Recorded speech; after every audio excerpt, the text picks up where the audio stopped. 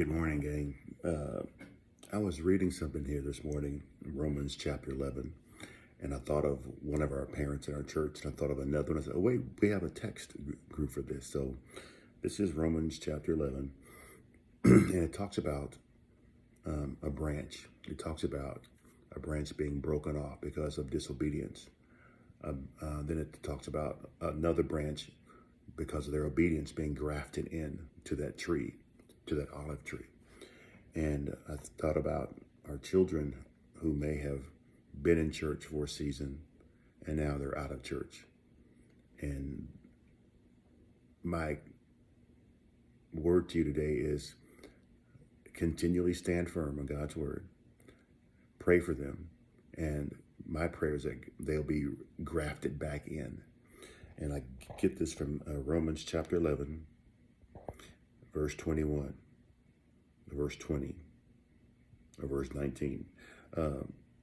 It says, you will say then, branches were broken off, that I might be grafted in. Well said, because of unbelief they were broken off, and you stand in faith. Do not be haughty, but fear. For if God did not spare the natural branches, he may not spare you either.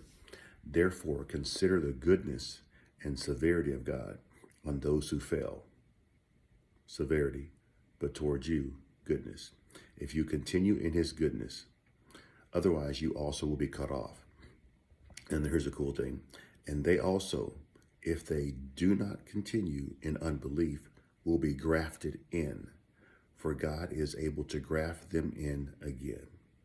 So I don't know who needed this morning, but it blessed me with my kids because they're in church, but I want the church to be in them. And so anybody else out there whose kids may have been in church at one time and now they're out, our prayer is that they will not continue in unbelief, and then God will graft them back in to the olive tree, the tree of life, which is Jesus Christ. All right. Love you guys. Have a great day. Bye-bye.